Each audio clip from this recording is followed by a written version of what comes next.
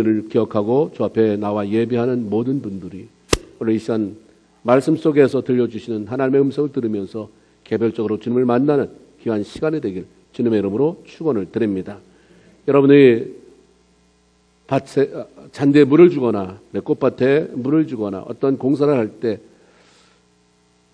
수도 꼭지를 열어서 파이프를 연결시켜서 물을 주려고 하는데 분명히 저기서는 물이 나오는 소리가 들리는데 내 앞에 그 호수 꼭지에는 물이 나오지만 절절절절 흐르는 것을 경험해 본 적이 있을 것입니다.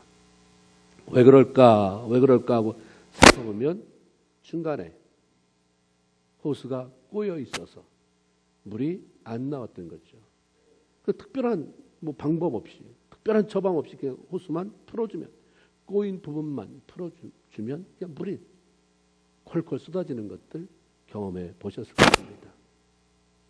텔레비전 파워를 틀었는데 화면이 나오지 않아서 이상하다 살펴보다가 그 잭이, 그 선이 벽에 꽂아져 있지 않은 것을 발견하고 이게 문제였구나 꼈더니 파워가 들어오고 경험한 적 있을 것입니다. 우리가 하나님을 섬기면서 하나님의 마음을 알잖아요. 하나님은 우리에게 복 주시기를 원하시는 분입니다. 너희를 향한 내 생각은 내가 나니 재앙이 아니라 평안이요 장래에 소망을 주는 것이다. 하나님은 이미 우리에게 복이 흘러가게 하시는데 왜 내 앞에 그게 안 올까? 그 중에 하나가 꼬인 관계가 되면 안 된다 이 말입니다. 하나님과의 관계가 꼬여 있으면 풀기만 하면 그 가운데 하나님의 은혜가 흐르게 되는 것을 경험하게 되고 하나님과 접촉되어지는, 하나님과 연결되어지는 관계가 맺어지면 하나님의 은혜가 우리 안에 흐르는 것을 경험하게 됩니다. 오늘 이 시간 예배 드리면서 말씀 가운데서 하나님과의 관계, 혹시라도 꼬인 관계가 있다면 풀어지는 역사, 하나님과의 관계가 소홀해졌다면 그것이 다시 연결되어지는 그런 은혜가 있게 되기를 주님의 이름으로 축원을 드립니다. 예루살렘 성전으로 들어가는 미문에 앉아 있던 나면서부터 안진병이 되었던 사람이 치유를 받았습니다. 베드로와 요한이 기도하는 시간에 기도하러 성전에 올라가다가 이 사람을 일으켜 세운 것입니다. 평생 동안 걸어본 적이 없는 사람이에요. 늘 누군가 도움을 받아서 사람들이 많이 다니는 미문에 나와 앉아서 구걸함으로 그날 번 것 가지고 생계를 유지해갔던 사람입니다.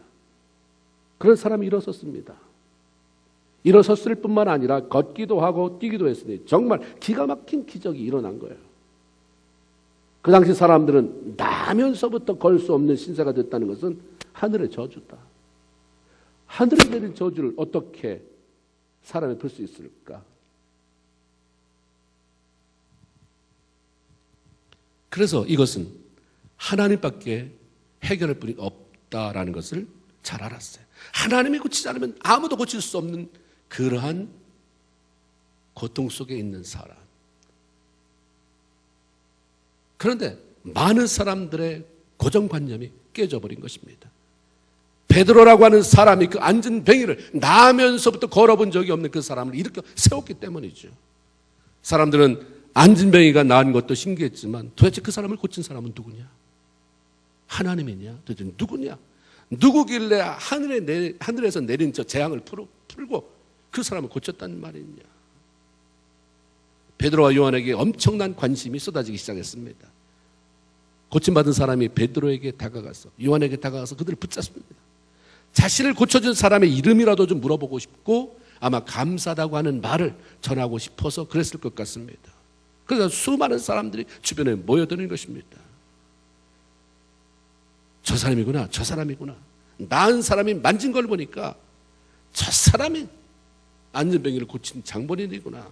순식간에 베드로는, 요한은 수많은 사람들의 관심을 받는 인기인이 되어 버렸습니다. 사람들이 베드로가 행하는 엄청난 기적을 보고 몰려들었을 때에 베드로의 마음은 과연 어땠을까? 드디어 사람들이 나를 인정하는구나. 드디어 나를 알아주는구나.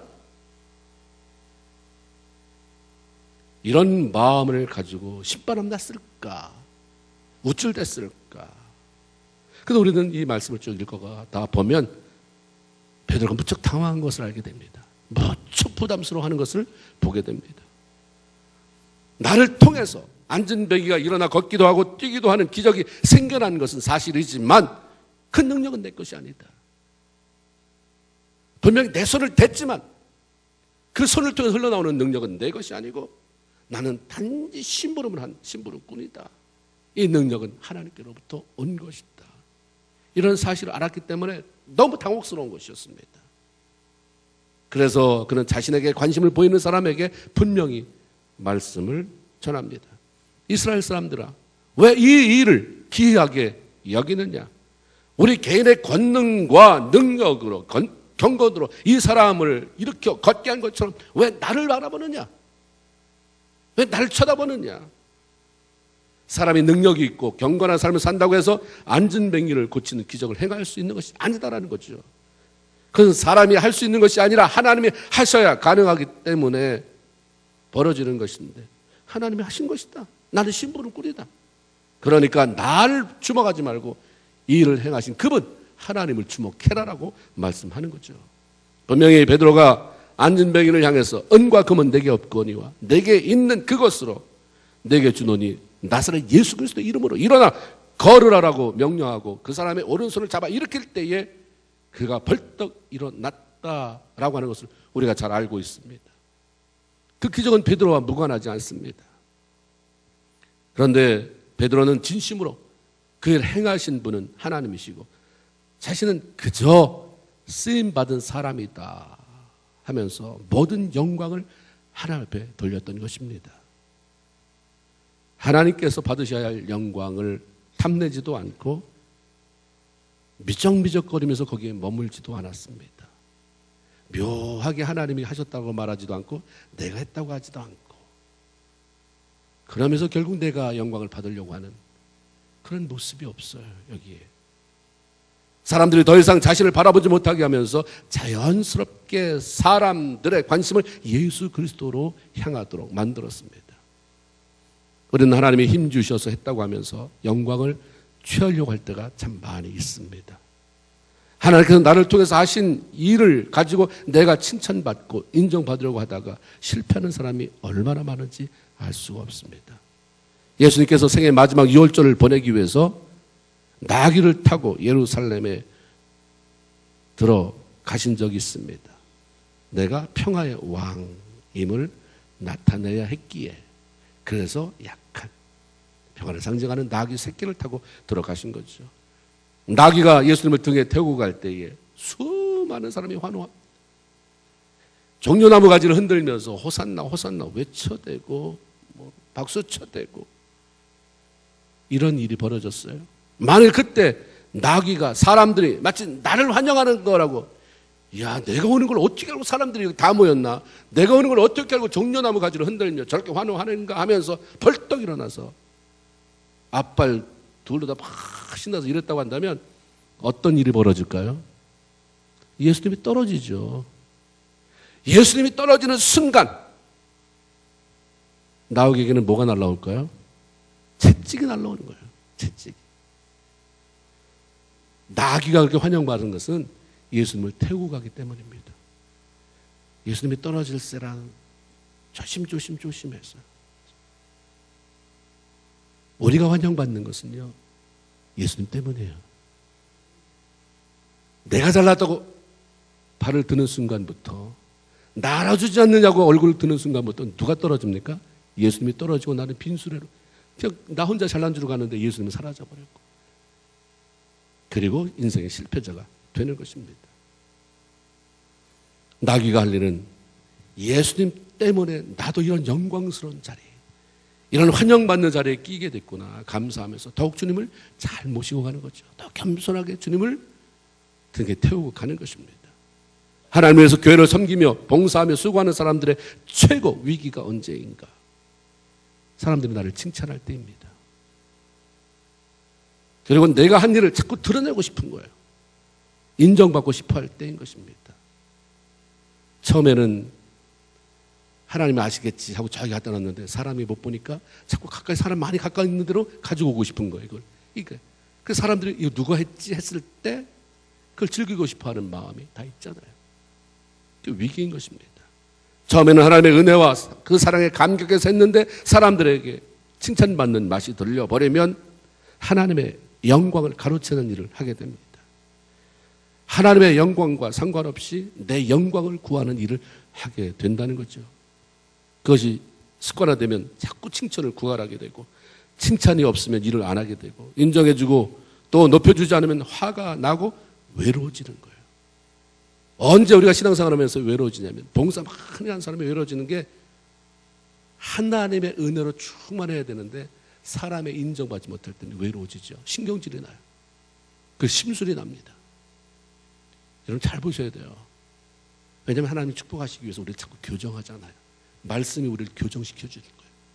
그래서 그 교정받으면 틀이 다시 형성되고 하나님의 은혜와 축복을 담을 수 있는 그릇이 만들어지기 때문인 것입니다. 왜 하나님의 일을 하면서 섭섭함을 느끼는가? 안 알아주니까 그러는 거예요. 안 알아주니까 섭섭한 것은 처음부터 내가 이 일을 하나님의 영광과 상관없이 했다고 하는 거죠. 하나님의 영광을 구하는 게 아니라 나 자신의 영광을 구하기 때문입니다. 우리가 신앙생활 하면서 함께 일하기가 참 부담스러운 사람 누군가? 함께 일하기가 참 힘든 사람이 누군가? 불평불만, 원망이 많은 사람, 일하기 너무 힘든 사람이에요. 자꾸 내가 한 일을 나타내려고 하는 사람, 인정받으려고 하고 인정해주지 않으면 특별한 이유 없이 화를 내는 사람, 뭔지 모르게 자꾸 화를 내는 사람, 그것은 인정받지 못해서 그러는 경우가 많습니다. 너 왜 인정 안 해줘? 인정 안 해줘? 이런 사람과 함께 일한다는 것은 참 힘든 일입니다. 잠언 27장 21절에 보면 도가니로 은을, 풀무로 금을 단련하지만 사람은 뭐로 단련하느냐? 칭찬으로 한다. 칭찬해보면 안 된다. 칭찬해보면 그 사람이 누구인지. 칭찬은 고래도 춤을 추게 한다라고 하는 말이 있습니다. 칭찬하면 사람이 격려가 되어집니다. 용기가 나게도 됩니다. 참 좋은 일입니다. 그러나 사실과 다르고 마음에도 없는 아부성 칭찬은 사람을 망하게 만들어요.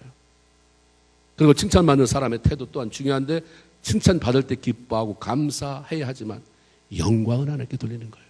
하나님이 정말 힘주셔서 했죠.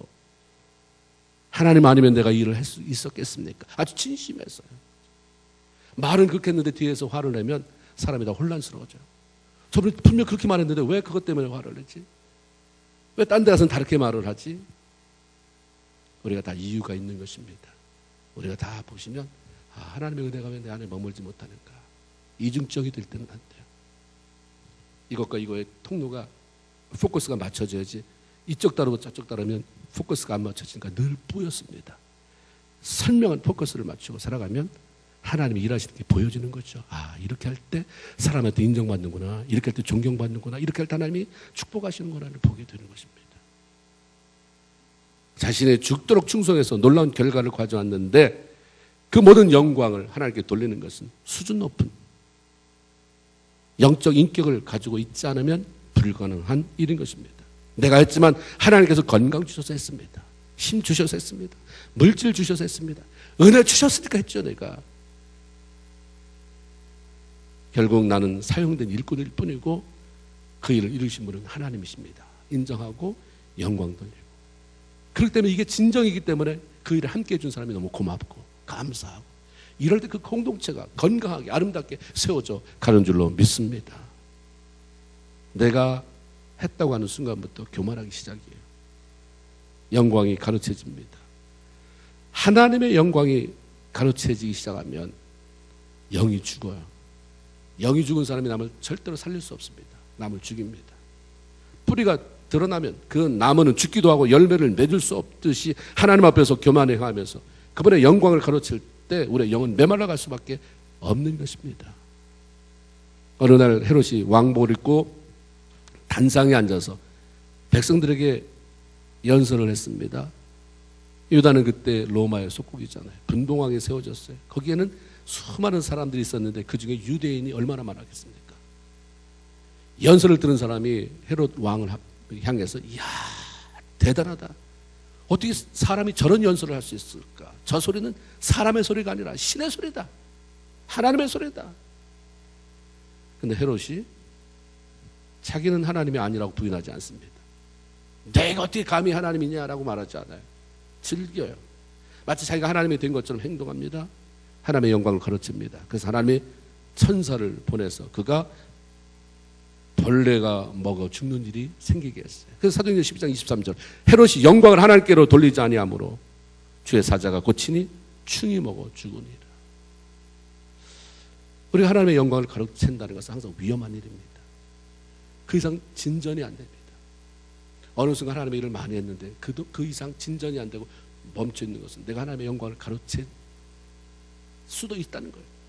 하나님의 영광을 가로챘기 때문에 더 이상 성장이 안 되는 경우도 있다는 것을 우리가 알아야 되고, 나는 내 삶을 어떻게 살아왔나, 내가 신앙생활하면서 봉사하는 일, 섬기는 일 하나님의 영광을 위해서 구하는 것인가, 아니면 나 좀 알아달라고 한 것인가. 세상은 더군다나 이민사회에서 어딜 가도 직장이든 사회든 나 알아주는 사람이 없는데 교회에서만큼은 내가 사람들한테 인정받아야 되니까 하나님의 영광 없이 일해놓고 사람들의 칭찬과 인정을 구걸하지 않았는가.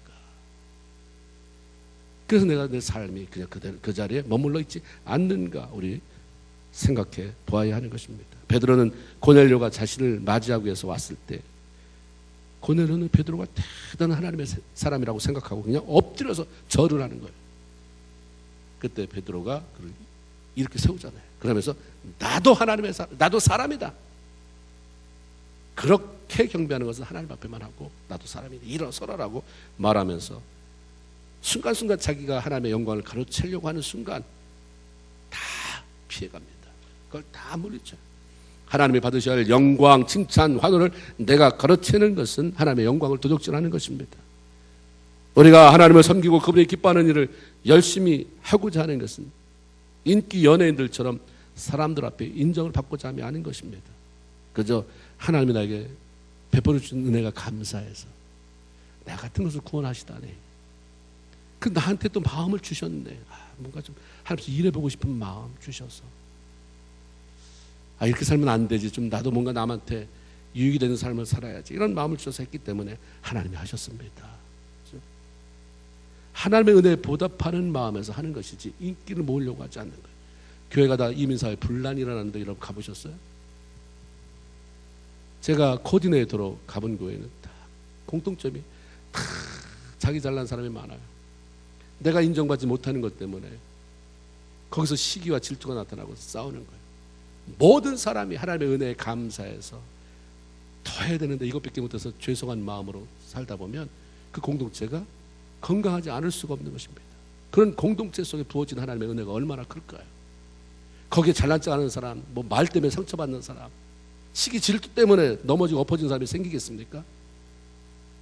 우리가 하나님의 공동체를 만들어가는 거예요. 여러분, 회사 아닙니다. 이건 여러분의 직장 아니에요. 하나님의 공동체. 여기서 하나님의 법대로 살아가는 것이 무엇인지를 배우고 그걸 경험하고 그런 나가서 그렇게 만들어가는 거죠. 우리 가정을 그렇게 만들어가는 것이고 우리 직장을, 우리 사업들을 그렇게 만들어가는 것입니다. 우리 주님께서는 하나님의 영광을 가로채지 않고 영광을 하나님 앞에 올려드릴 때 그것이 얼마나 중요한지 알았기 때문에 우리에게 이런 사실을 알려주세요. 누가복음 17장 10절 이와 같이 너희도 명령받은 것을 다 행한 후에 이르기를 우리는 부익한 종이라, 우리가 해야 할 일을 한 것뿐입니다. 이렇게 말해라. 좀 이렇게 가르쳐 주셨어요.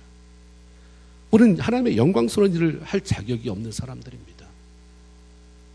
그런데 우리를 구원하셔서 하나님의 자녀 삼아주시고 주의 일에 동참하게 하셨으니 죽도록 충성하고 나서도 사람들이 아무리 칭찬해도 대단하십니다 대단하십니다 해도 나는 아무것도 아니야, 그냥 내가 할 일을 했을 뿐이야. 하나님이 나에게 감동 주셔서 한 날 사랑하셔서 한 일을 했을 뿐이야. 그게 진심이 묻어나오는 말을 하는데 누가 존경하지 않겠습니까?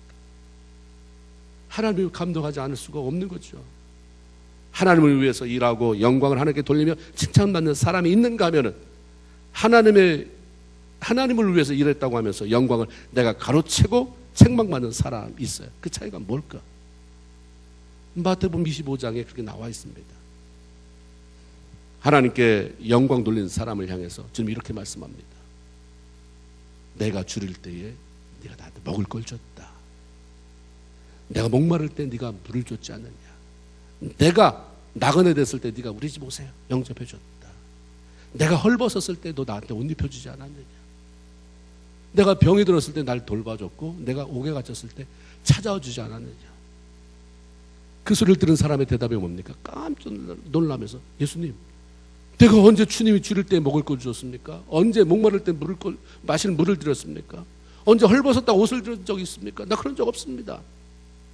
주님이 옥에 계실 때 병 들었을 때 나는 가본 적 없는데요. 하나님께서 기뻐하는 일을 하고 그분께 영광 돌린 후에 다 잊어버린 거죠. 마땅히 해야 되는 일을 하기 때문에. 칭찬받고 인정받기 위해서가 아니라 하나님의 은혜에 보답하는 마음으로 당연히 해야 할 일을 한 거기 때문에 그렇게 마음에 두어지지 않는 거예요. 다 쌓아놓고 있었어요. 이렇게 많이 업적을 이루었다라고 하지 않았어요. 근데 책망받은 사람들은 그걸 쌓아놓더라고요. 자기 영광으로 했기 때문에 다 쌓아놔요. 주님이 똑같이 질문해요. 똑같이 말씀해요. 내가 배고팠을 때 네가 먹을 걸 준 적이 있느냐. 목말랐을 때 마실 물을 주기로 했느냐. 내가 헐벗었을 때 너 나한테 옷 줬느냐. 대답이 그래요. 내가 어느 때에 주님이 줄인 것이나 목마른 것이나 나그네 된 것이나 헐벗은 것이나 아픈 것이나 옥에 갇힌 것을 내가 보고도 공양하지 않은 적이 있습니까? 이런 자기가 하나님 위해서 한 일을 다 기억하고 있는 거죠. 그래서 주님께서 나를 위해서 한 일이 없다고 말하니까 억울해서 따지는 거예요. 나 많이 일했거든요. 이것도 하고 저것도 하고 저것도 하고 많이 했는데 왜 안 알아주십니까? 얘들이 많은 일은 했을지 모르지만 다 하나님의 영광과 상관없는 일을 한 거예요. 자기 잘난 맛에 한 거예요. 우리가 참 이 땅을 사는 동안 예수 믿으면서 특별히 열심히 일한다고 하면서 해야 되는 게 열매가 있는 하나님의 칭찬받을 상급이 있는 그런 삶을 살아야지 내가 다 영광 취하고 그래서 아무것도 없는 정말 난 뭐하고 살았나 허무하게 만들어서는 안 된다고 하는 거예요. 너무 하나님과의 그 개인적으로 하나님 감격에 겨워서 했던 일들 때문에 마음에 뿌듯하고 남이 모르는 남이 아는 거는 그냥 몇 가지 드러난 거지 그보다 더한 것들이 내 안에 간직되고 있어서 그냥 주님만 생각하면 기쁘고 감사하고 주님 참 좋습니다. 일생 동안 이기적으로 나만 하고 살았을 텐데 주님 알게 돼서 주님의 은혜가 내 안에 너무 차올라서 이렇게 내가 삶을 이렇게 하나님의 영광으로 해서 사람들을 살필 수 있도록 사람들을 내가 섬길 수 있도록 하셔서 감사합니다. 이러니까 매일 기쁨이 있는 것입니다. 감사가 생겨날 수밖에 없는 거죠. 누가복음 23장 9장 23절에 또 물에게 이르시되 아무든지 나를 따라오려거든 자기를 부인하고 날마다 자기 십자가를 지고 나를 쫓을 것이니라 라고 하는 말씀처럼 내가 부인되지 않으면 하나님께 영광은 힘들어요. 내가 인정받으려고 하는 욕구가 강한데 그것이 제거되지 않는데 어떻게 그 다음에 하나님의 영광이 생각나겠습니까? 자꾸 날 말하는 거예요. 내가 이것도 하고 모르셨어 그럴 텐데 내가 이것도 하고 저것도 하고 계속 그러다 인정받지 못한 것은 충족되지 않았기 때문에 계속 파일업이 돼 있어요. 나는 아무것도 아닌 존재라고 하는 사실을 확실하게 알지 못하면 하나님보다 나를 드러내고 인정받고 싶어 그분의 영광을 가로채게 되는 것입니다.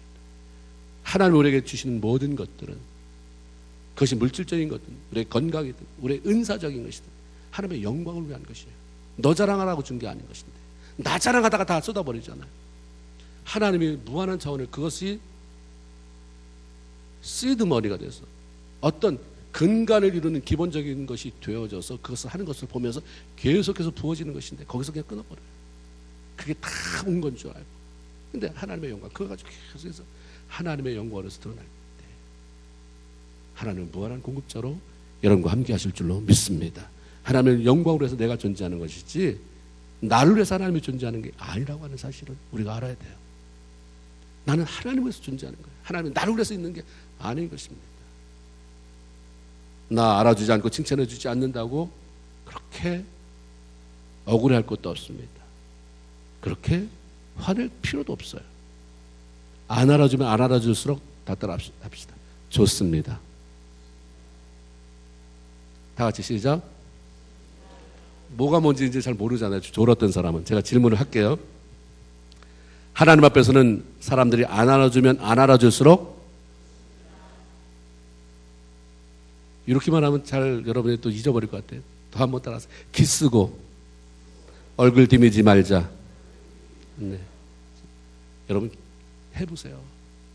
근데 참 모를 것 같은 사람이 다 안다는 거. 하나님이, 내가 그냥 하나님만 바라보고 해도 사람이 보이게 돼 있어요. 냄새가 나, 냄새가. 누가 똥을 싸서 저기다 덮어놨다고 해도 그건 모르겠어요? 냄새가 나는데. 그럼 또 이상한 사람이 그 냄새가 난 데를 따라가서 들춰보잖아요. 누가 이랬냐고요. 향기가 나는 것, 내가 숨겨도 향기가 나잖아요. 냄새가 나요. 예수의 향기가. 그렇게 드러나는 건 내가 어떻게 할 거예요? 그렇게 하게 만들어야 돼요. 아멘입니까? 내가 이러면 너무 추해요. 그냥 하나님 바라보고 했는데 나도 모르게 하나님이 주어주신 향취가 나서 사람들이 자꾸 힐끗거리고, 왜 저분에게는 향기가 날까? 왜 사람들이 저렇게 모일까? 왜 닮아가고 싶어 할까? 하나님의 영광을 구하는 삶을 살기 때문이구나. 이런 영향력, 동기를 부여해주는 저와 여러분의 삶이 되기를 주님의 이름으로 축원을 드립니다. 베드로는 백성들이 나면서 안진병이었던 사람을 고쳤다라고 하면서 사람들 시선이 자기에게 집중될 때 그것을 즐기지 않았습니다. 아주 자연스럽게 그 시선을 다 모아가지고 끌고 십자가를 보게 만들죠. 12절에 보니까 이스라엘 사람들아, 이 일을 왜 이렇게 기이 여기느냐? 우리 개인의 권능과 경건으로 이 사람을 걷게 한 것처럼 왜 우리를 주목하느냐? 이 말은 아무것도 아닌 나 베드로, 나 요한을 쳐다볼 것이 아니라 정말 그 사람을 낫게 한 그분, 그 예수에게 주목해라 라고 하는 말씀입니다. 그분은 누구냐? 바로 우리의 구원자 예수 그리스도시다. 그래서 15절에 보면 생명의 주를 죽였도다. 그러나 하나님이 죽은 자 가운데서 살리셨으니 우리가 이 일의 증인이로다 라고 하는 말씀합니다. 너희는 이 예수 그리스도를 부인하고 죽였지만 하나님께서는 그분을 살리심으로 부활케 하시고 그 부활하신 예수로 말미암아 우리의 주와 그리스도가 되게 하셨다. 예수님께서 승천하신 그 순간에, 승천하시기 바로 직전에 마태복음 28장 18절에 보면 하늘과 땅의 모든 권세를 내게 주셨으니, 이런 말씀하세요. 우리 아버지 하나님이 하늘과 땅의 모든 권세를 내게 주셨다. 하나님의 말씀에 순종하고 이 땅에 오시고 순종해서 십자가 지고 부활하신 그 주님에게 하나님의 모든 권세를 쏟아 부어주신 거예요. 그 이름에 모든 권세와 능력, 세상 모든, 땅의 모든 것들을 굴복할 수밖에 없는 그런 권세가 예수 이름에 주어졌습니다. 그러므로 이 예수 이름의 권세를 믿고 사용할 때 거기서 하나님이 친히 일하시는 놀라운 기적이 일어나게 된다라고 하는 말씀입니다. 16절에 그 이름을 믿음으로, 그 이름이 너희가 지금 보는, 너희가 아는 이 사람을 성하게 하였나니 예수로 말미암아 난 믿음이 너희 모든 사람 앞에서 이같이 완전하게 낫게 했다. 예수 그리스도의 믿음이, 내가 아니라 그 예수 그리스도의 권세의 능력, 그 이름을 믿는 그 믿음이 이 사람을 이렇게 고친 것이다. 예수 그리스도를 믿는다는 것이 무엇입니까? 예수님께서 나를 위해서 죽으신, 부활하신, 그래서 내 삶의 주인이 되시고 나의 구원자가 되신 그 사실을 확신하는 것이 예수를 믿는 것입니다. 예수를 믿는다고 하는 것은 예수 그리스도께서 지금도 나와 함께 하심을 믿는 것이고, 예수님께서 지금도 그분의 영이신 성령을 통해서 나와 함께 일하심을 믿는 것입니다. 그러므로 예수 그리스도의 이름을 믿을 때 구원이 임하는 것이고, 그 이름을 믿을 때 치유가 일어나는 것이고, 그 이름을 가지고 명령할 때에 귀신이 쫓겨나가는 것이고, 예수의 이름으로 기도할 때 우리의 문제가 해결해 나가는 줄로 믿습니다. 예수의 이름의 권세, 하나님 이거 마음껏 사용하라고 주셨어요. 예수의 이름 마음껏 사용해라. 베드로가 자기에게 맞춰진 사람들의 시선을 예수께로 향하게 만들고 예수를 믿는 믿음이 나면서부터 안진병이 된 사람을 고쳤으니 이제 그분께 돌아와라. 이 신기한 일이 아니라 너도 그렇게 할 수 있다. 그게 선포합니다. 하나님 앞에 돌아와라. 너희도. 하나님이 얼마나 마음이 시원했겠어요. 야, 사람들이 안진병이 고치는 거 처음 보고 환호할 때 저 기가 막힌 장면을 보고 베드로가 좀 더 우쭐해도 얼마든지 가능한데 다 부셔버리고 하나님을 향하게 합니다. 예수의 이름이 키다, 키. 문제 해결의 열쇠다라고 그렇게 연결시켜 주니 주님이 얼마나 영광 받으셨겠어요. 그래서 베드로가 더 나아가서 백성들에게 회개를 촉구합니다. 너희가 죽인 거, 예수를 죽인 것은 나도 안다. 너 몰라서 그랬지. 이제 확실하지 않느냐? 확실하지 않느냐? 예수님 부활해서 그 능력으로 이 사람이 살아가는 것 보니까 확실하지 않느냐? 회개해라. 회개하고 돌아서라. 19절에 그러므로 너희가 회개하고 돌이켜 너희 죄 없이 함을 받으라. 이같이 하면 유쾌하게 하는 날이 주 앞으로부터 너희에게 이를 것이다. 회개는 주님을 등지고 잘못 가던 길에서 방향을 돌려서 주님을 바라보고 말씀이 원하시는 방향으로 함께 걸어가는 것을 의미합니다. 회개하고 방향을 돌이키기만 하면 주님이 죄 없다 하신다. 그리고 하나님이 유쾌한 날을 허락하신다 말씀했습니다. 유쾌한 날을 times of refreshing, 새로운 날들, 기뻐하게 되는 시간들 하나님 허락한다는 거예요. 회개는 우리가 가지고 있는 무거운 짐들을 다 내려놓게 만들고 하나님과의 관계를 회복하게 만들어주기 때문에 기쁨이 생겨날 수밖에 없어요. 안에 평안함이, 우리 안에 유쾌함이 찾아올 수밖에 없는 것입니다. 세상에서 유쾌하다, 상쾌하다, 통쾌하다 뭐 여러 가지로 많이 쓰잖아요. 유쾌하다, 기분 좋아서 유쾌하다, 배변을 잘해서 통쾌하다 뭐 등등 하는데 정말 유쾌함은 어디서 오냐면 회개할 때 오는 줄로 믿습니다. 아멘입니까? 마음이 기쁨이 없습니까? 평안함이 없습니까? 유쾌함이 없습니까? 주님이 말씀하잖아요. 회개해라. 그럼 내게 유쾌함이 온다. 베드로의 삶의 초점은 자신이 높임을 받고 칭찬받고 칭송받고 영광 취하는 데 있지 않았습니다.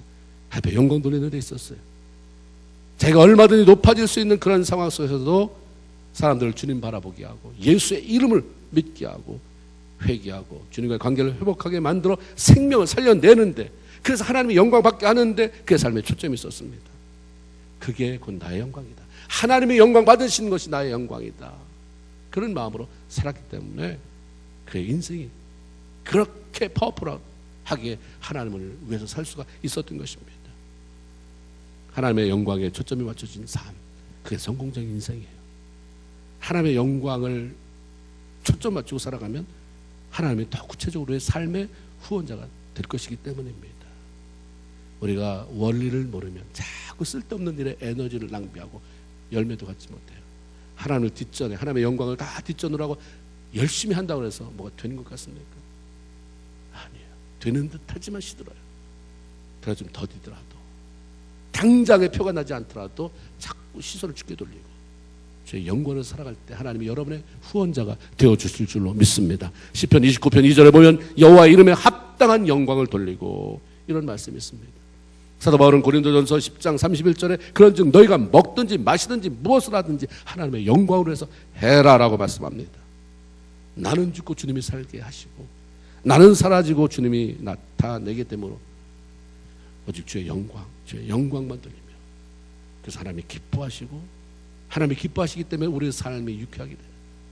우리의 삶에 새로운 은혜와 축복이 임하게 되는 것들을 날마다 삶 속에서 경험하며 하나님 앞에 더 큰 영광 돌리는 저와 여러분 다 되기를 주님의 이름으로 축원을 드립니다. 아멘. 하나님 고맙습니다. 복된 성일에 저희들 불러주셔서